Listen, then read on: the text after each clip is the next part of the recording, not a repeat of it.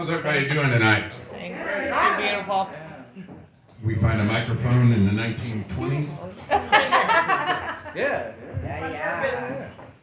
On purpose. Well, I to thank everybody for being here, and I'm glad you guys give us a chance to do this. I don't have to use my good stuff here because we're just practicing. For me, it's a lot like sex, you know. I don't get to do it very often, and when I do get to do it, I get all excited about it. I make all these plans, all these things I'm going to do, moves I'm going to try. And then I get up here under the lights and I start to sweat. I get a little confused. I hope I did that one right, and when it's all over, I hope somebody enjoyed it. I do, baby. Yeah. What's the difference between a toddler and a bag of cocaine? Why are you all jacked up? Eric Clapton's never dropped a bag of cocaine out the window. Oh, shit! You know how you get a nun pregnant? Wasn't even pimp. Dress her up as the altar boy. Oh, shit! I was born and raised Catholic, you know, so I got the emotional scars to prove it. He's in there with you. You know, I was never touched by an angel, but I was fondled by a priest. The CCD classes, to be confirmed into the church, or as we called it, school for kids about to be molested. Oh my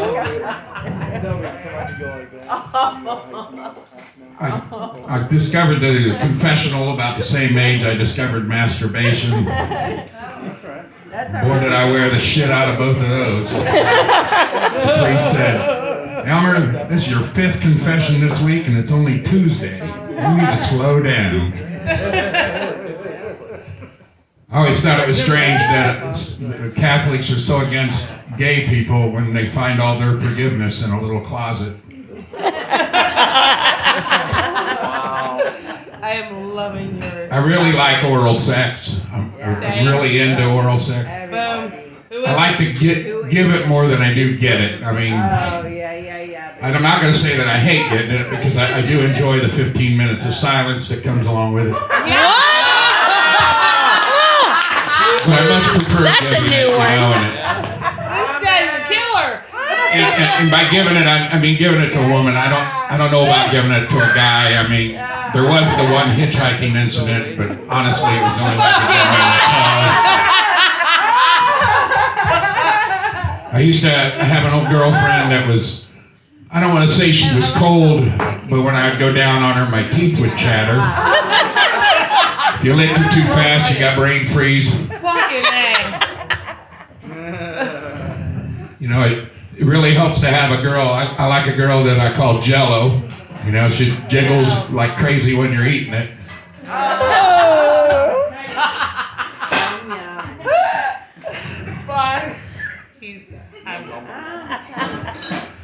I've got this neighbor who's lived next to me for about 30 years, and I've never really, in the 30 years, spent much time talking to him, and recently we had a neighborhood block party, a cookout. And I know he's a scoutmaster because I always saw him wearing a scout uniform, and he seems like he's really good with the little kids. There's a lot of boys hanging around his house. And after talking to him for a while, he goes, Elmer, I really like you. You're a cool neighbor. He goes, but I think I got to be honest with you and let you know that before I was a scoutmaster, I was a priest with the Catholic Church. And they kicked me out for molesting a boy. And I hope that doesn't bother you. And we talked for a few more hours, you know, and I just thought, you know, he's not really a bad neighbor, and I really could get to like this guy if you could just look past all that religious crap. Fucking A. What's the toughest thing about being a pedophile? Just trying to fit in.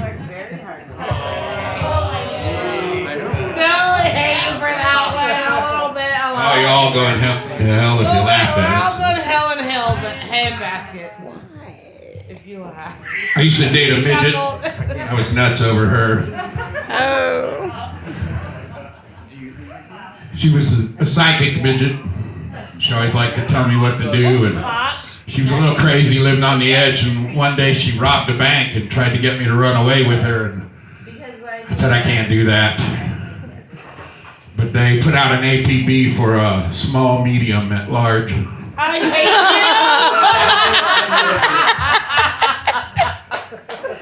Fucking A. Not too long ago, my dog recently bit my neighbor, attacked my neighbor really bad.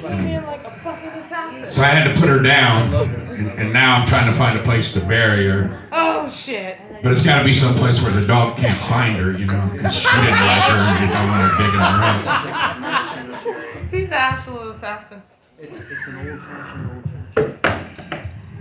That reminds me of another dog that we had when my kids were growing up. We had a dog named Daisy.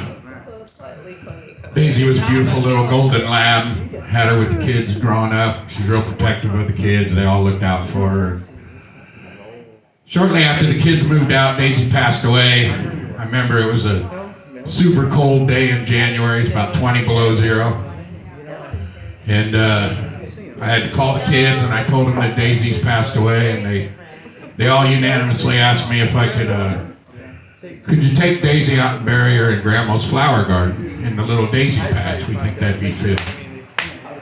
And I thought, yeah, I guess I can, but you know, it's 20 fucking below zero. But yeah, sure, I'll go bury this dog. I got out there to the daisy patch and got my shovel out. And it's still snowing. It's about 10 at night. Trying to dig into the ground, it's hard as concrete. A couple minutes into it, I broke the shovel. And I tore one of my gloves, and my hand was bleeding. I think I broke a finger. My knuckles were all bruised and mashed, and fuck, snow just kept getting harder and harder, and I changed that dog's name to Dumpster, and I went home. You're so dirty. You guys have been good. Thanks. Woo!